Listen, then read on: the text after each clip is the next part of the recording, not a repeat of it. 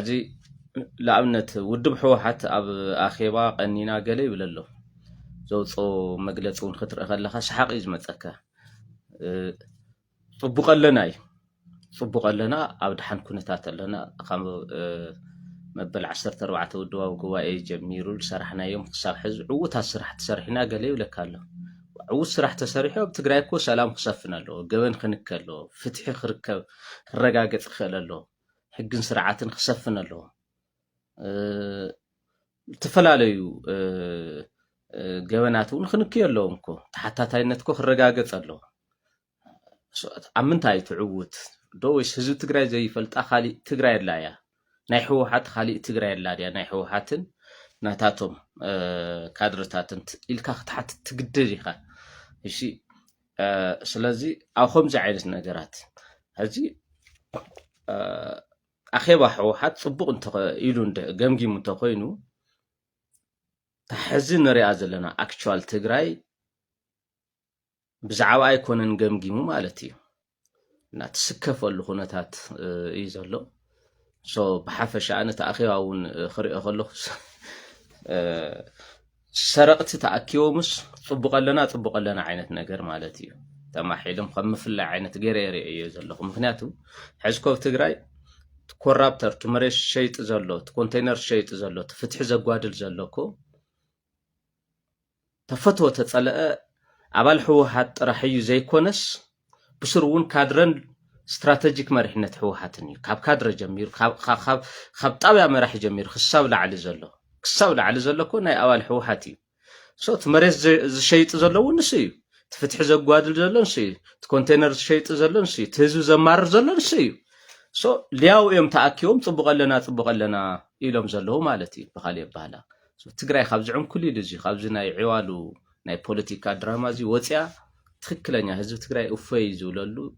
زعرفو اللخوناتات تتقلبيا سخني الكام حساب طبقي هز زلو ناي تقراي بوليتيكا بطعم تبلاشي زلو حزنتاي خاب دقاو صلاقي تناي وشتاو صلاقي عزي يدمي اللون تقراي نهزو تقراي يدمي اللون سو كله تقراي سخني له خحسوا له من هزوي له من عدو من تمزابلتو وجنات من جزاتو حدنتي له سخني له خحسوا له هو حد صبغ تخوينا هذا هو حد صبغ تخوينا تقراي العالم تايلي تصبغ ديوس نحنا ويكع هزو تقراي زي فلت أخالي تقراي لا ياي خاوخم تود بعلو خاوخم زي عين الدراما تاتوتيو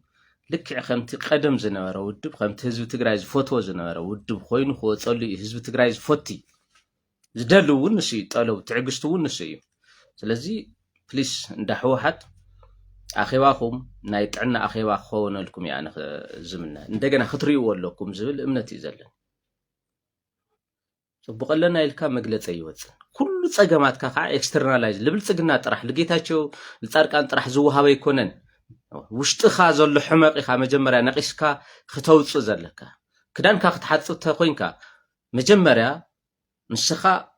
ሕጹብ ክዳን ወይ ከዓጽሪ ክዳን ከምትደሊ ክትሓስበለካ ውሽጥኻ እዚ ክትሓስብ ተኮይንካ ከዓ ጥዕናኻ ክትሕለለካ ሰሑሓት መጀመርያ ካድረታቱ አባላቱ አመራርሓቱ ክግምግም ይዘሎ መጀመርያ ኣብ ከምዚ ዓይነት ከቢድ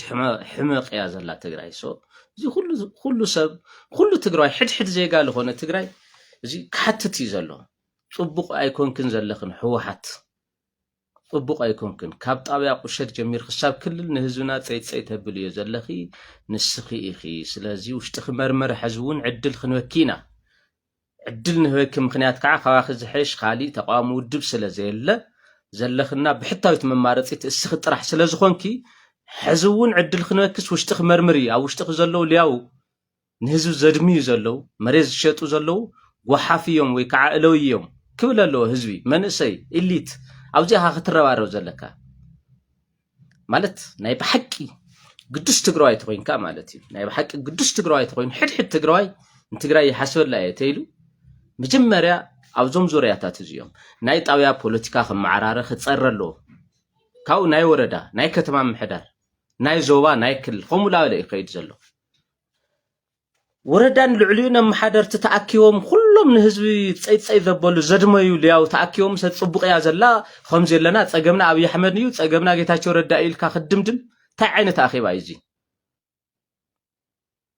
እንታይ ዓይነት ኣኼባ እዩ እዚ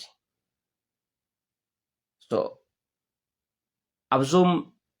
ናይ ጣብያ ናይ ወረዳ ናይ ከተማ ምሕዳር ናይ ዞባ ናይ ክልል ኣመራርሓ ህዝቢ ትግራይ ተሪር ዝኾነ ፀቕጢ ክሕድር ኣሎ እንደገና ተኣኺባ ክግበር ኣሎ ኢሉስ ፀቕጢ ክገብር ኣሎ በዓል ስልጣን እኮ እዩ ንህዝቢ ትግራይ ፀይፀይ ዘብል ዘሎ ናይ ተበላፃይ ናይ ፅግዕተኛ ነጋዳይ የማና ኢድ መሳርሒ ኮይኑ ፍትሒ ዘጓድል ዘሎ መሬት ዝሸይጥ ዘሎ እኮ እቱ ሹመኛ ናይ ወረዳ ናይ ጣብያ ናይ ከተማ ምሕዳር ናይ ዞባ ናይ ክልል እኮ እዩ መንዳ ኢለ ይባስከ ህወሓት እንድሕር ጥዒት ኮይና ካድረታታ ጥዑያት ተኮይኖም መንዳ ኢሉ ትግራይ ለድምያ ዘሎ መን መሬት ዝሸይጥ ዘሎ ፕሊስ ዛ ትግራይ እዚ እንድሕር ክትሓዊ ኮይና ናይ ብሓቂ ገምጋም ፅሬት ክግበር ዘሎ ካብዚ ወፃ ዘለዎ ኣካይዳታት ህወሓት ብኩሉ ማሕበረሰብ ክፋል ክፅላእ ዝገብር እዩ ስለዚ ኣብዚ ክስራሕ ዘሎ ዝብል ውልቃዊ መልእክተይ ናይ ተኣኺባ ትዕዝብተይ እውን እዚ ባይዘይ ብጣዕሚ ኢኻ ትሓፍር ኩሉ ግዜ ፅቡቅ 5 ዓመት ሙሉ ኣብ ኣኼባ ዝተቐመጡ ካድረታት ፅቡቂና ኣለና ይብሉ ፅቡቅ ተሃሊኻ 5 ሰዓት ኢኻ ኣኼባ ትእከብ እምበር 5 ዓመት ሙሉ ኣይትእከብን 5 ዓመት ሙሉ ምስ ህዝቢ ታሕቲ ወሪድካ ትመርሐሉን ስራሕ ትሰርሐሉን መርኣያ ትኾነሉን እዩ 5 ዓመት ሙሉ ትእከብ ተኮይንካ እኮ ትምርሐሉ ሮድማፕ የብልካን ማለት እዩ እና ትግራይ ገጢምዋ ዘሎ ውድቀት ብጣዕሚ መሰከፊ ካብ ተሓስቦ ንላዕሊ እዩ ሓደ ግዜ ገበናና ዶ እንደድገ ክነውፅእ ኮይና ገሌልካ ሱቕ ትብል እሞ ሱቕ ከይትብል ይገብሩኻ ማለት እዩ ትእከብ እኮ ሕማቕካ ነቒስካ ውፅኢኻ ምንቲ ክትረም እምበር ፅቡቕ ኣለና ኢልካ ክትወፅእ ኣይኮነን እዚ ናይ ማርያም ድግስ ወይ ከዓ ናይ ኣቡነ ኣረጋዊ ማሕበረ ኣይኮነን ንዓመታ ከምዚ ዕቆረና ኢልካ ትወፅእ ኣይኮነን ፀገማትካ ቀሪፍካ ፖለቲከኛ ትኸውን ተኮይንካ መራሒ ትኸውን ተኮይንካ መራሒ ንክትከውን እዩ እዚ ሕድሕድ ትግራዋይ ህወሓት ፀገማ ንክትርኢ ብሓቂ እውን ክትገማገም ፀቕጢ ዝፈጥረሉ እዋን እዩ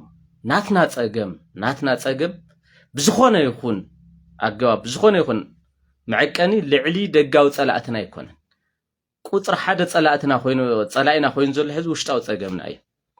ህወሓት ህዚ እውን ካብ ጣብያ ኣመሓዳር ካብ ቁሸት ኣመሓዳሪ ክሳብ ክልል ዘሎ ካድረታታ ሹመኛታታ ክትግምግመ ኣለዋ ተዘይገምጊማ ኣፀጋሚ እዩ ነታ ውድብ ጥራሕ ዘይኮነስ ንህዝቡ ንትግራይ እውን እንተመዛበልቲ ወገናትና እውን ንግዛእታዊ ሓድነትና እውን ሓደጋ ይኸውን ብፅቡቅ ገይራ ክትግምግመ ኣለዋ ዝብል ኣነ ውልቃዊ እምነተይ እዚ ባይዘ ውሽጠይ ዝኣምኖ ኣነ ኮ ምስቶም ካልኦት ዝፃልአሉ ቀንዲ ምክንያት ውልቃዊ ባእሳሃሊና ኣይኮነን ሰናይ ምሕደራ ኣብ ትግራይ ይንበር ይንገስ እዩ ህዝቢ ትግራይ ስልጡን ስለዝኾነ